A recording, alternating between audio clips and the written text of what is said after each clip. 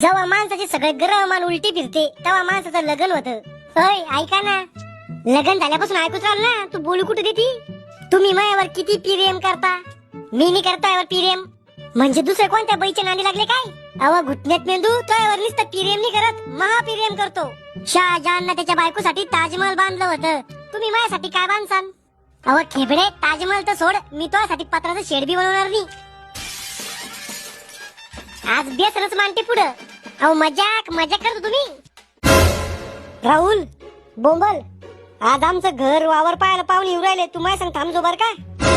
श्याम्या कशाला करू लगन, कशाला हाताने घरात भूत घालून घेऊ राहिला? किती दिवस रातच्या पत्राच्या पन्हाळ्या मोजू रे मी, काही फायदा नाही श्याम्या लगन करून. अरे मला बी वाटतं, मला कोणा अहो म्हणा, माझ्या संग भांडणं करा, मला जळक्या पोळ्या खाऊ घाला, माझ्या मग किरकिर करा.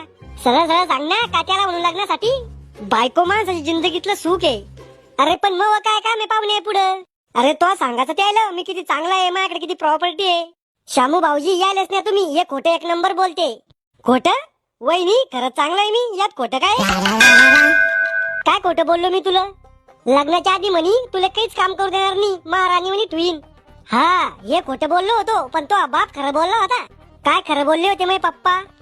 तो बाप म्हणी आमच्या पोरी सारखी पोरगी सगळ्यात जगात सापडून सापडणार नाही. खरंच होते ते, तुझ्यासारखी डोक्यात जाईल मंदबुद्धी बावळट बायको या जगात सापडून सापडणार नाही.